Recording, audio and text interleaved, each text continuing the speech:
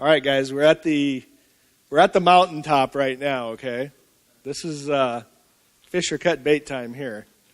We've been talking all day about the importance of the father in a father-daughter relationship, how dads model to their daughter, the qualities that she looks for in men, the standards that she maintains. Again, you're the first man in her life, and you model how a man should treat a woman, how a man should act, how a man shows healthy love and affection to a woman, and set the standard basically for how girls feel she deserves to be treated by men, and even determines how she feels about herself. Okay? The problem is that most people, but especially young women, tend to view themselves not in the way that their father views them or the way that God views them, but they tend to view themselves through a lens that's generally warped or cracked.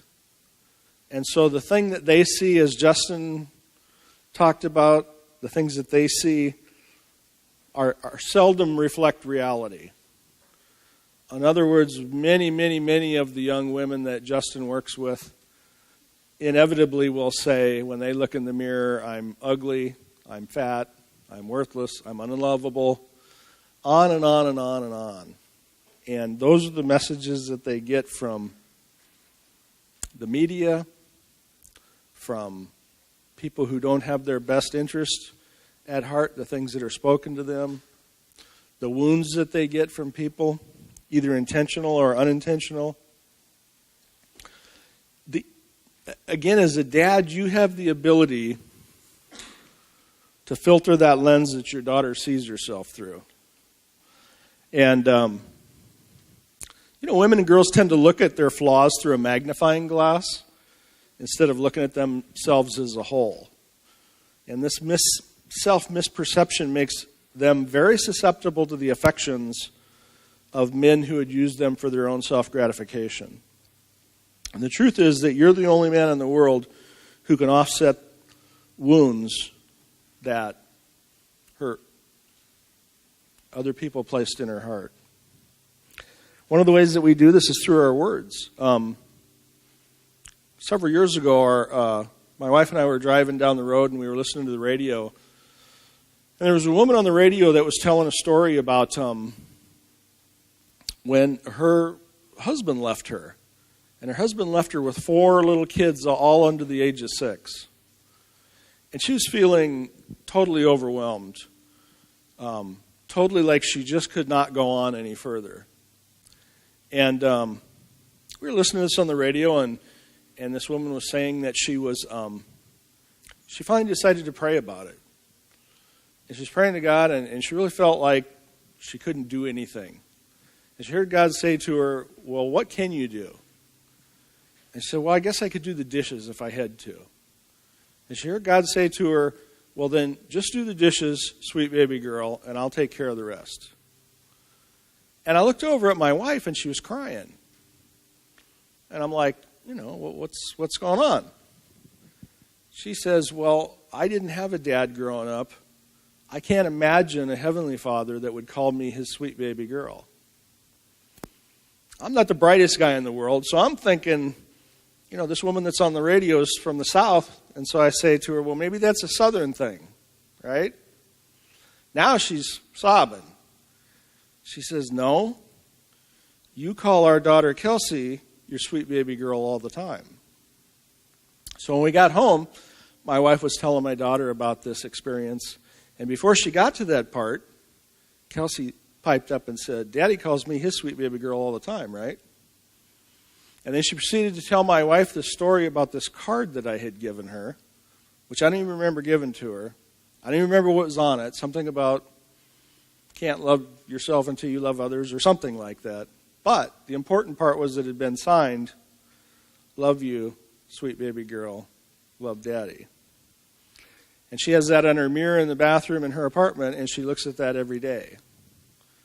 And those words offset the images and reflect upon her a truth that she believes over and above anything that she might hear, might be told to her in the media, Those things are hugely important for us to speak into the hearts of our daughters. Guys, whether you know it or not, whether you accept it or not, you're also the spiritual leader in your home. We don't want this to be some religious event or even a Christian event. You know, your belief system is your belief system.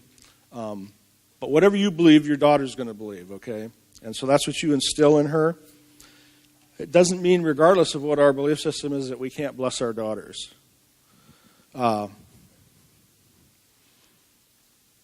a story of a woman who, when she was a little girl, her father, every night when she went to bed, would come into her room and kneel down next to her bed and lay his hand on her shoulder and pray out loud over her for God's blessings over her.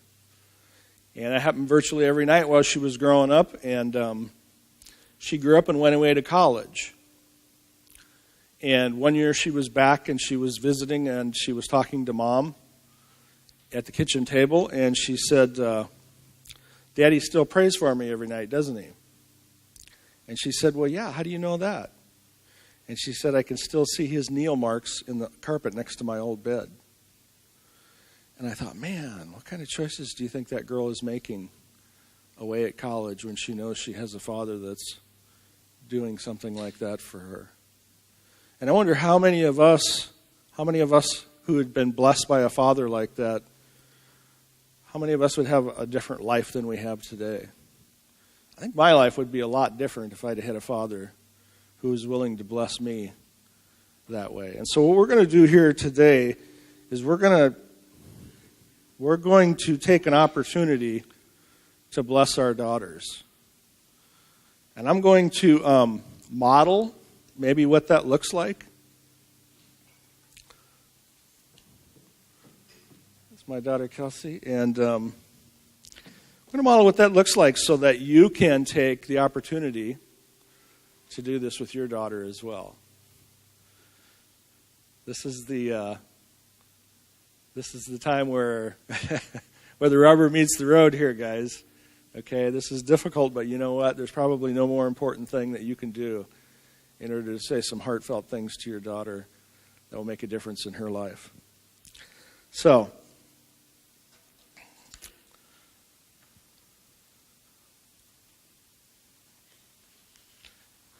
Kelsey, I want you to know that I love you no matter what, and I am so proud of you, and nothing that you ever do will cause me to not love you. I want you to know that I am so proud of you, and that I believe that you're beautiful both inside and out,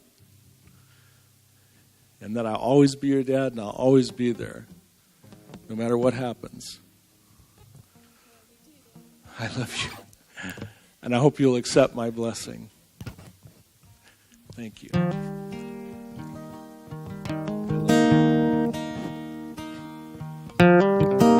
Okay, guys. We gave you a rose. You all got plenty of room around your table. Don't get a second chance to do this kind of stuff too often, guys. Take and bless your daughters.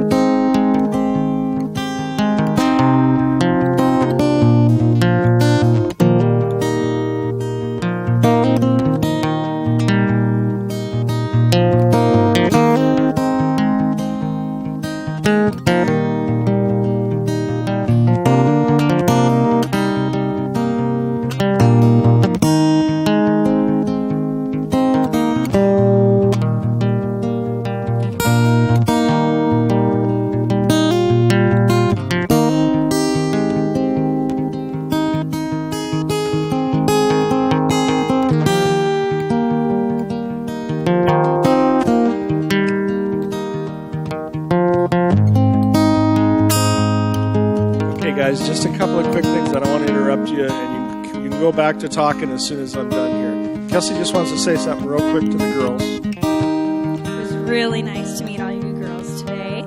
I just want to let you know, just be open to the changes that your dads are going to be making after today. They've heard a lot of different stuff that we didn't hear, we didn't talk about, so I don't want you to think that he's just faking it.